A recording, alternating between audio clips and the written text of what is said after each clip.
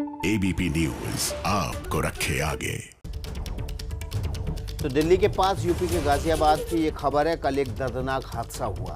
जिस शमशान घाट में एक अंतिम संस्कार करने के लिए कुछ लोग गए थे, वहां 25 लोगों की मौत हो गई। शमशान घाट की छत अचानक गिरने से हादसा हुआ।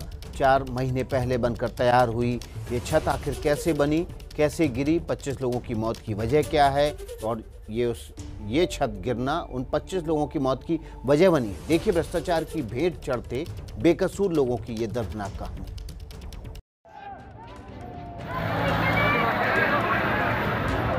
पलक झपकते ही सारा लैंडर वो नीचे आ गया। कंस्ट्रक्शन क्वालिटी कहीं ना कहीं इसके लिए जिम्मेदार है। जेल जाए वो लोग।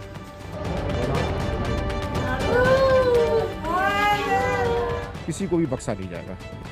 जिस शमशान में लोग गए थे अंतिम संस्कार के लिए, उसी शमशान में हुए एक हादसे ने ले ली कई लोगों की जान।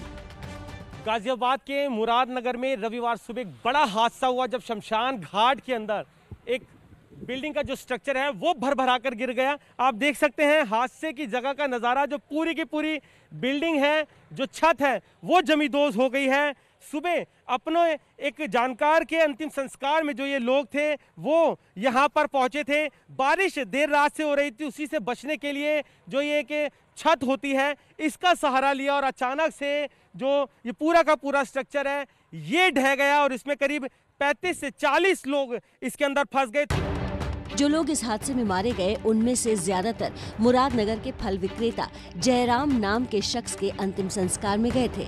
उस वक्त कौन जानता था कि अब वो कभी लौट नहीं पाएंगे। 11:30 बजे करीब उनका अंतिम संस्कार वहाँ हो चुका। उसके बाद पंडित जी ने बोला कि सब लोग वहाँ चले जाओ मौन धारण करने के लिए। तो कुछ लोग बारिश आने लगी थी, कुछ लोग वहाँ भटक के चले गए। मैं उनमें से था जो पीछे रह गया जाने के लिए वहाँ, और 1 सेकंड में पलक झपकते ही सारा लैंडर वो नीचे आ गया। करीब 50 से 60 लोग लेंटर गिरने के बाद मलबे में दब गए। आरोप है कि प्रशासन की तरफ से वक्त पर कोई मदद तक नहीं मिली। बोलने में 1-2 लड़के मेरे साथ के जानने वाले हैं यहाँ पे। मैंने उनके द्वारा फोन करा, उन्होंने 20-30 लोग भेजे। सबने उसे लैंडर को बल्ली से उठा के जो लोग निकल सकते थे वे निकाले। करीब हमने 30 लोग निकाल दिए थे जिन्हें मोटरसाइकिल में, मतलब ना तो हमारे पास एम्बुलेंस आई। बार बार कहने बाद पुलिस वाले से उन्हें पुलिस की गाड़ी में बैठा रहे तो वे मना करने लगे। उसके बाद फिर मोटरसाइकिल में बैठा के भेजे हमने। मुरादनगर की इसी गली में रहते थे 68 साल के ओम प्रकाश। अब ओम प्रकाश के घर में मातम पसरा है। परिवार दोषियों के लिए सजा की मांग कर रहा है। ठेकेदारों ने काम ठीक नहीं कराया, मटेरियल बिल्कुल बेकार लगाया। उसमें बता रहे हैं जेसीबी से जब उठा रहे थे उसमें सरिये निकल रहे थे, लेंटर से सरिये निकलते हैं, लेंटर आता सरिये के साथ बाहर। मैं चाहता हूँ कार्रवाई हो, जेल जाएं वो लोग। अंतिम संस्कार में शामिल होने पास के शामली गांव से ही एक ही परिवार के 2 लोग आए थे। पिता विनोद और बेटे अक्षय, दोनों की इस हादसे में मौत हो गई। बेटे की शादी तो साल भर पहले ही हुई थी। विनोद कुमार और एक उनका लड़का है अक्षय कुमार। Ordnance factory Muradnagar. अच्छा, मैं नौकरी करता था। और लड़का 2 शुगर मिल में काम करता। 1 साल पहले, 1 साल 1 महीना हो गया, पिछले साल नवंबर में। हादसे की खबर मिलते ही सीएम योगी एक्शन में आए और हादसे में मारे गए लोगों के परिवार को 2-2 लाख का मुआवजा देने का ऐलान करते हुए हादसे की रिपोर्ट मांगी। मंडलायुक्त मेरठ और आईजी रेंज मेरठ को मौके पे जाकर इस पूरी घटना की रिपोर्ट देने के लिए मैंने पहले ही आदेश कर दिया है। इस पूरी घटना की रिपोर्ट वे तत्काल प्रदेश शासन को उपलब्ध करवा दें, जिससे इस दुखद घटना के पीछे के कारणों को जाना जा सके और इसमें जिम्मेदारों की जवाबदेही भी सुनिश्चित की जा सके। अब सवाल उठता है कि हादसे का जिम्मेदार कौन है। सवाल का जवाब तलाशने के लिए सबसे पहले देखिए हादसे वाली जगह से एबीपी संवाददाता वरुण जैन की ये रिपोर्ट। कहीं ना कहीं इस हादसे ने भ्रष्टाचार की पोल जो है वो खोल के रख दी है। वो क्यों? क्योंकि महज 4 महीने पुराना ये पूरा का पूरा स्ट्रक्चर है, ये जो बिल्डिंग थी शमशान घाट की वो बनाई गई थी और कुछ ही घंटों की बारिश में ये बिल्डिंग ढह जाए ऐसा संभव नहीं है। जो अधिकारी हैं उनको भी लगता है कि इसके अंदर घटिया क्वालिटी का मटेरियल था, उसका इस्तेमाल किया गया था। सीमेंट इसके अंदर नहीं था। आप देखिए यहाँ पर अगर आप हाथ से भी करेंगे तो किस तरीके से ये मिट्टी में बदल जाता है। इसके अंदर सीमेंट तो है ही नहीं, ये लेंटर का हिस्सा है जो हम आपको दिखा रहे हैं। तस्वीरें बेहद हैरान करने वाली हैं।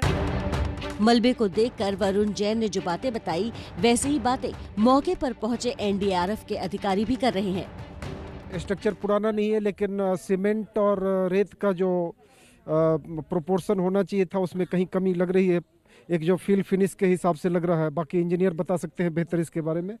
निश्चित रूप से कंस्ट्रक्शन क्वालिटी कहीं ना कहीं इसके लिए जिम्मेदार है। जहाँ तक इस घटना कैसे हुई है, क्या वजह है, सभी पहलुओं पर, सभी तकनीकी आयामों पर इस पर जांच कराई जाएगी और इसमें रिस्पॉन्सिबिलिटी फिक्स करेंगे।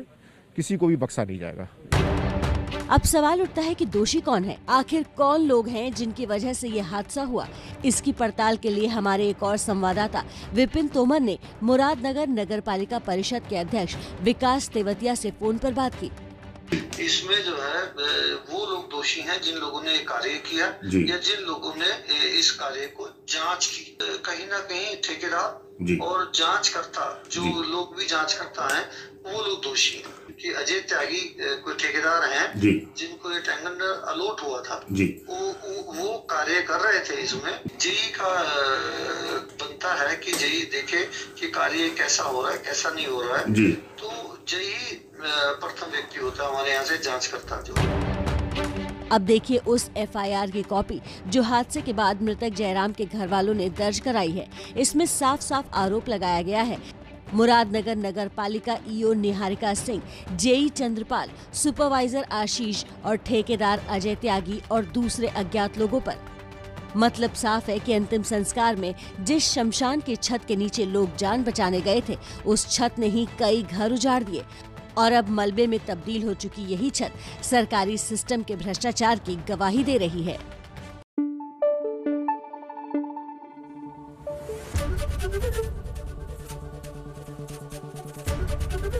एबीपी न्यूज आपको रखे आगे।